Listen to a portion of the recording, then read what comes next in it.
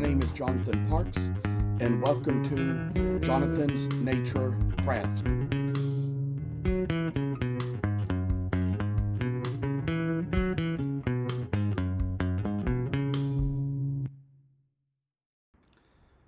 I must inform you that I do not live in this house by myself, but live here with other people. Sometimes other members of the household may have to walk through areas where I might be recording with other family members on the phone. If you hear any noise like that, please feel free to disregard. We are doing our best to get noise-canceling equipment, which may at least keep you from hearing exactly what is being said. Thank you for considering. Now, I'd say that over probably about the past 24 hours since I recorded the beginning to this series, come back on just to kind of do a little more, and we'll say that, I tell you, I've got a lot of good whale stories to tell as we just kind of move about things, but got on today, saw a friend of mine posted something about a canopy in a group that was on Amazon deals, and kind of got on there, purchased it today, got it coming. It's got a lot of good features to it that I think I'm going to really need, that I can use, and so one little good thing we got coming our way. And I'd like to say as we move on that there's just a little further to go. I say that we can kind of work about this little tale of this whale here, kind of shave about it, kind of take about, the freaking steps we need to take. Work about this, I say, work about it. I tell y'all that it was just kind of the way a little work comes our way. I say that we kind of have a little time in our hands, get pretty busy about things that we do, and I tell y'all that, what a wonderful time we have now. And kind of told you all little stories about Jonah and the whale, or Jonah and the fish, whatever you call it. A lot of people think of it as the whale because that's kind of what the stories come out to be over the years, but we know there's been different ways it's been portrayed, different pieces of art from over the years that have portrayed it so many different ways, have even shown it as being a fish of another sort or another in kind of a different way. Some translations have even shown it as being like a big dragonfish.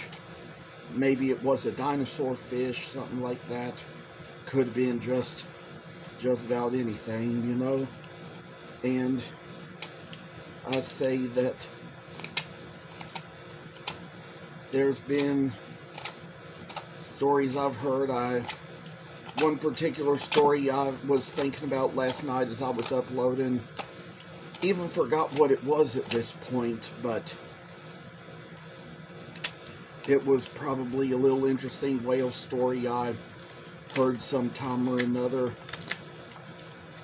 Of course, we know that there was a little interesting whale in the story about Moby Dick, a big sperm whale that came by and kind of split the ship in half, made it sink. And I'd say there's been so much to learn and hear over years, and we know that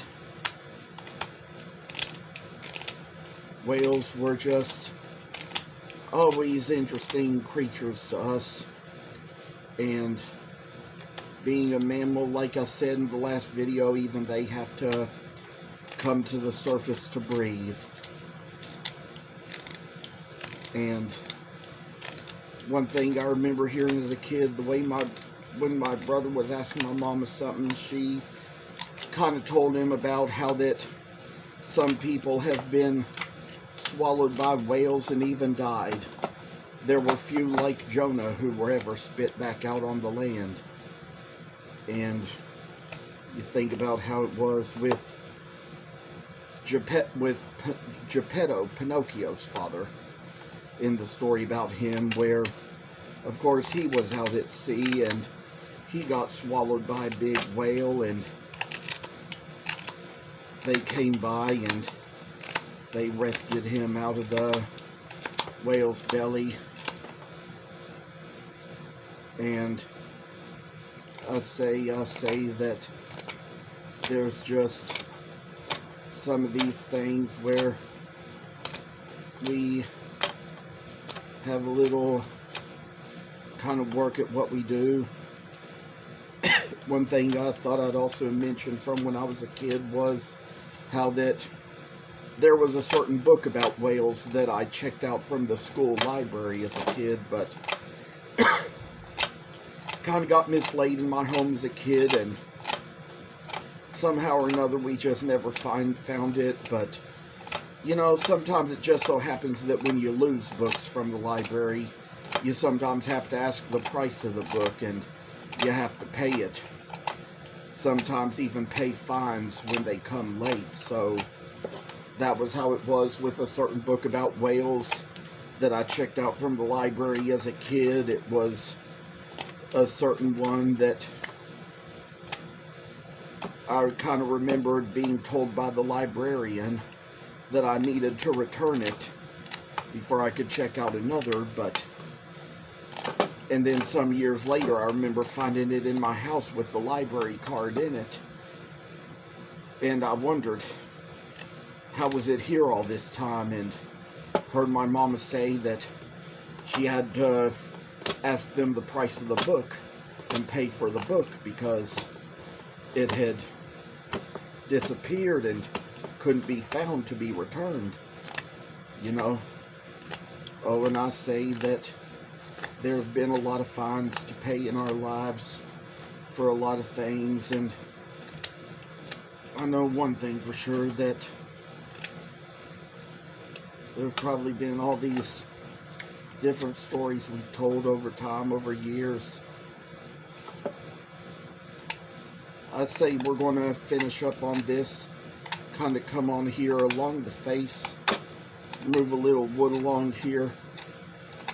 Don't know what'll be causing me to sneeze these days, but tell you, there's definitely been a lot of changes in our weather fronts lately. Kentucky's weather has always been known to change real easily. It's how it is when you're in Kentucky. Weather changes very frequently. Interestingly enough, it happens that way, hon. I say, with all this little work we do, we kind of got the whale to come its long way. Oh, I say, a lot of work coming in life, showing us how we have a little kind of time, how we work so hard just to make what we make, do what we do. And I see whales are kind of big. I even read somewhere that the blue whale was the biggest mammal there ever was.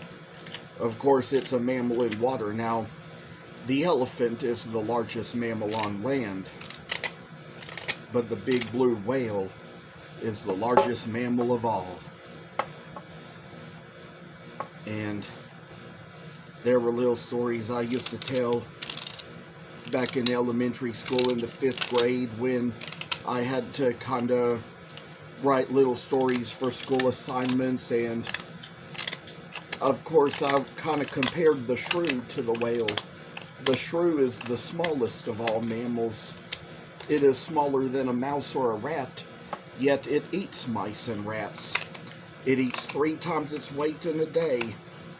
So that's the little interesting thing we learn about these creatures. And in reality, a shrew could never eat a whole whale. That would be a whole lot for it to eat. Even a person would be a lot for it to eat. So that wouldn't happen in real life, but given they were the largest and smallest of mammals, I decided to do a little story in school about a shrews eating a whale.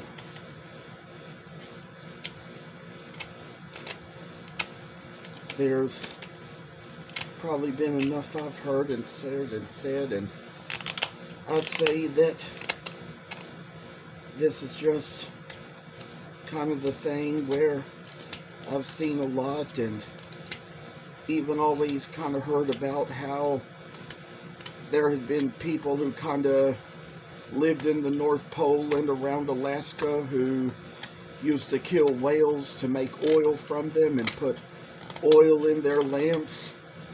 Never had an issue with that. Some people could have an issue over the life of something when you're doing something like that, but never did myself. I will say that this is a time when we've got a little work along the top and kind of trying to shave along, get rid of some little chips of wood and what we have and what we do. It's kind of like how getting this little whale done out is a little bit of a chore and a task, but as for now, we kind of get little times when we can sort of remove things around and get a little extra work done into a piece. And I say that there's so much more to share as you work, talk as you work. I say this is my little task here.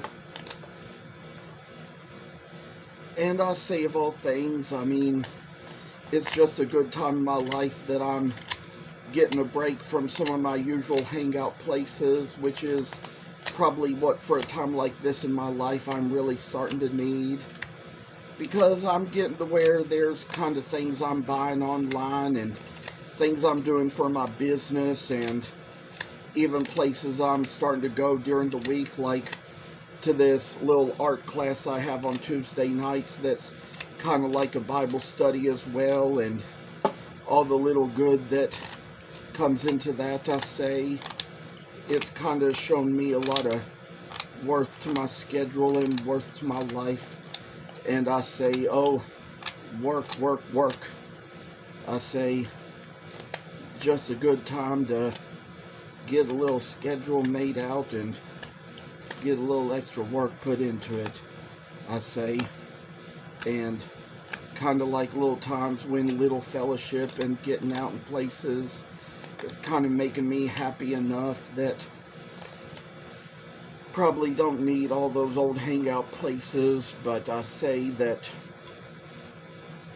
there's just some work I say needs to be done. Kind of try to work about it in ways. I tell you, it's a good thing now we get a sharper knife with a thinner blade and try to remove this little excess along here. Try to remove the little excess and take away all the little pain and suffering that goes to a project. And I say these days, you know, I learn how to manage things better, learn how to handle things better, and really go about the little things I do, I say. And we'll kind of mention last night as I was sawing out some more angel blanks like the ones you've seen in a video I did not too long ago, that I broke the blade on the bandsaw.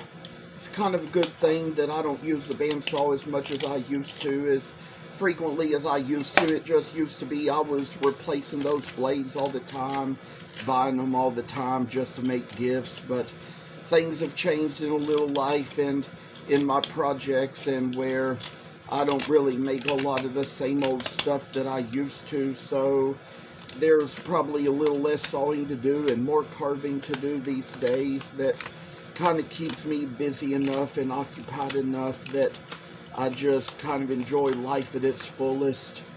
And kind of coming down to where we're sort of getting down into the work and making it so we see good little projects the way they should come along. Try to kind of work our way about this, thin out the tail more, make it so it's gonna just find a little way, work its own good way to us. I say probably just make a little heart shape at the end of the tail just to try to work it a little ways about and try to get the extra bit of the work in. And while it's probably not all that common in real life for whales to have heart-shaped tails, sometimes I make them that way just to make them a little more special. And I tell you, we're chipping off too much at the end, so probably I'd say kind of got a little funny shape there, and think I'm just going to try to narrow it out by putting the little place in the middle. Sometimes, just sometimes when you carve, it's really hard to get things exactly the best way you need for them to be or want them to be, and you're going to have little mischips now and then and sort of have to like go back and correct things, fix things, even things out by taking a step you didn't expect to take, just to try to even out your little errors. And like they say, we all make mistakes, and that's why pencils have erasers. So I say, as far as a little work comes along, we make the little whale so it's going to be a fine carving of character indeed. And finally just see how we got a little tail to turn out here. Don't know what else we'll have to add yet. This is a project that we take as it goes, and we'll figure out a way to do things as we go a little further, but this is where I've come along for now, just to make it so it can be the best it can be for a nice little whale to come along, make its way to us. And I'll tell you all one little other story while I can think of it, and think I'm going to turn the camera back up to do it. But now I remember what the story was. There was a song we sang as kids that went, "Down by the bay where the watermelons grow, back to my home I dare not go, for if I do my mother will say." And then what you said after that was you had to kind of come up with a little thing that rhymed, and one thing I came up with, or no, I didn't come up with this was something that I heard, something somebody gave as an example. Have you ever seen a whale with a polka dotted tail?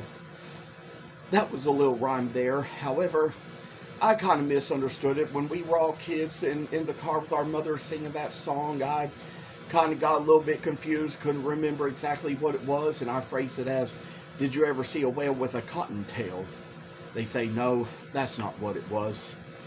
But it also makes us think how rabbits have cotton tails, and we also know it's kind of like how the Easter Bunny was Peter Cottontail, and Easter's coming up soon, so that's why it's a good thing we mention that, and why it's a good thing we think about that, because it's just one of those things where, given the little nature of the project and the work, it's like that was just a little funny way to make a little thing rhyme, and just kind of one thing that came off the top of my mind. But I'd say as for further time, there's been many more rhymes to go with that song, and One of the most popular ones was, did you ever have a time when you couldn't make a rhyme? So I say that there's just little kind of works that have our ways and have our feels and have our lives together as to how we make what we make to see how a better future comes to be. That's what entrepreneurs are for, to make a better world and a better future. So I say that it's time for us to end. Thank you for coming on and seeing me. I'll probably have another video soon, and as we go about and complete this series. Thank you so much. Thank you for watching. Hope you enjoyed the video. And if you haven't already, please subscribe to this channel.